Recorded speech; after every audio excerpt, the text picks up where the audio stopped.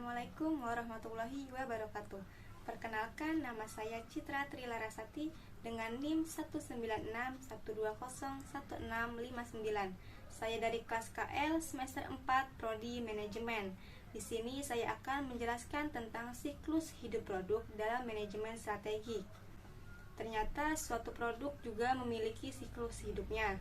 Siklus hidup produk adalah tahapan-tahapan atau proses perjalanan hidup suatu produk dari awal diperkenalkannya kepada pasar hingga pada akhirnya hilang dari pasaran. Atau dapat dikatakan bahwa siklus hidup produk adalah perjalanan penjualan dari suatu produk. Di sini terdapat grafik siklus hidup produk, di mana garis sumbu X menunjukkan keterangan waktu, sedangkan garis sumbu Y menunjukkan keterangan profit atau keuntungan dari suatu penjualan. Dalam siklus hidup produk terdapat beberapa tahapan. Yang pertama, tahap introduction atau tahap pengenalan. Yang kedua, tahap growth atau tahap pertumbuhan. Yang ketiga, tahap maturity atau tahap kedewasaan. Dan yang keempat, tahap decline atau tahap penurunan. Pada tahap introduction atau tahap pengenalan, di mana penjualan masih rendah, biaya per konsumennya tinggi, laba yang didapatkannya pun masih negatif, serta jumlah pesaingnya masih sedikit. Pada tahap growth atau tahap pertumbuhan, di mana penjualan mulai mengalami peningkatan, sehingga laba yang didapatkannya pun mulai meningkat, biaya rata-rata per konsumen, dan jumlah pesaingnya mulai meningkat. Yang ketiga ada tahap maturity atau tahap kedewasaan, di mana terjadi puncak pada suatu penjualan, biaya per konsumennya rendah, laba yang didapatkannya pun tinggi, serta jumlah pesaingnya stabil. Yang keempat ada tahap decline atau tahap penurunan, di mana penjualan mengalami penurunan sehingga laba yang didapatkannya pun mulai menurun, biaya per konsumennya rendah, serta jumlah pesaingnya menurun. Strategi pemasaran siklus hidup produk. Pada tahap introduction atau tahap pengenalan, strategi yang dilakukannya adalah yang pertama, dengan mendorong adopsi pelanggan.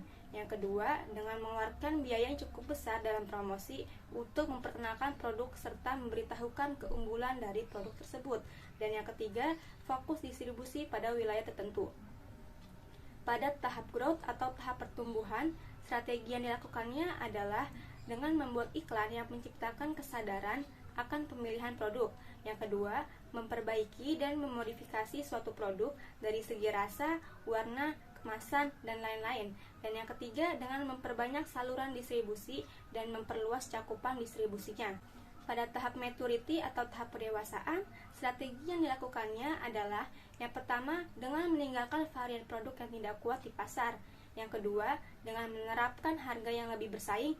Dan yang ketiga, menggunakan iklan yang persuasif sehingga dapat mempengaruhi konsumen untuk mencoba atau menggunakan produk tersebut. Pada tahap decline atau tahap penurunan, strategi yang dilakukannya yaitu yang pertama, melakukan promosi untuk mempertahankan pelanggan yang setia dan mempersempit saluran distribusinya. Di sini terdapat tujuan pemasaran. Yang pertama, pada introduction atau pengenalan. Tujuannya menciptakan kesadaran dan keinginan untuk mencoba atau menggunakan produk. Yang kedua, growth atau pertumbuhan. Tujuannya memaksimalkan pangsa pasar. Yang ketiga, maturity atau kedewasaan. Tujuannya yaitu memaksimalkan laba dan mempertahankan pangsa pasar. Dan yang keempat yaitu decline atau penurunan. Tujuannya yaitu mengurangi pengeluaran biaya. Nah, di sini terdapat strategi ekstensi atau perpanjangan, di mana untuk memperpanjang umur produk, strategi-strategi yang sering dilakukan produsen agar memperlambat tahap penurunannya yaitu yang pertama dengan melakukan periklanan, mencoba untuk menambah pelanggan baru serta mengingatkan pelanggan lama. Yang kedua dengan menurunkan harga, berusaha untuk menarik pelanggan baru. Dan yang ketiga dengan penambahan nilai, menambahkan fitur-fitur baru pada suatu produk. Dan yang keempat, menjelajahi pasar-pasar baru, di mana mencoba untuk menjual produk ke luar negeri. Dan yang kelima, dengan memperbarui kemasan, menggantikan kemasan lama ke kemasan baru yang lebih menarik. Jadi kesimpulannya, siklus hidup produk merupakan fase yang dilalui oleh produk, mulai dari perkenalan, pertumbuhan, kedewasaan, dan penurunan. Dalam fase perkenalan ditandai dengan iklan yang mengutamakan perkenalan produk, manfaat produk, serta cara menggunakan produk tersebut.